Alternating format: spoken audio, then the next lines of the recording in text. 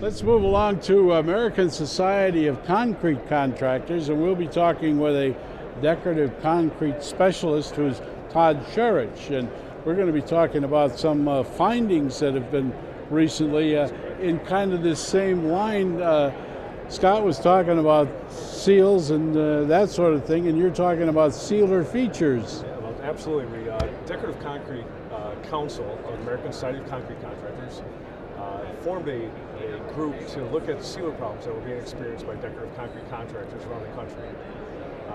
We convened a big group about a year ago, and from that we found that a lot of finger pointing that's went on, initially directed at the manufacturers, really came down to a number of different issues, including government laws forcing sealers to be changed, communication not being given down to the contractors on those new formulation changes, and therefore contractors didn't know how to work with the new products. And possibly some miscommunication too.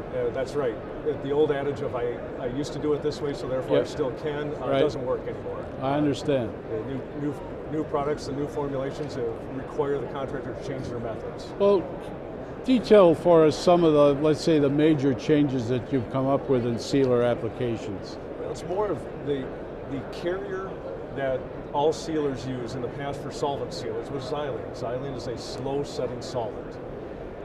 Xylene is deemed to have too many VOC, avoided a lot of VOC regulations, and because of that... That's environmental.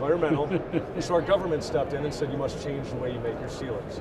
They now use other products, such as acetone, that dry much faster. So as a sealer installer, you have to understand that a sealer is going to flash, especially in hotter conditions, and it's going to create a seal that's not as tight as the old formulations unless the weather's cooler and the application temperatures are right and you put it on correctly.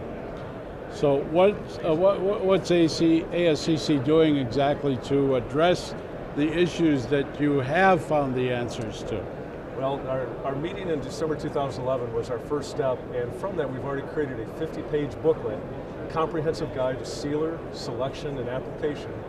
And that document's going to be very thorough for the concrete contractor to look at, choose a sealer type, and how to install a sealer, and at the same time have a lot of photos of troubleshooting of sealers. So when something has gone wrong, identify that this is the problem I have and how it can be corrected. Did you think at your inception that you're going to start out in the education field?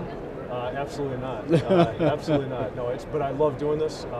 The ASCC and the Decorative Concrete Council especially have really become the forefront, the voice of the decorative concrete industry.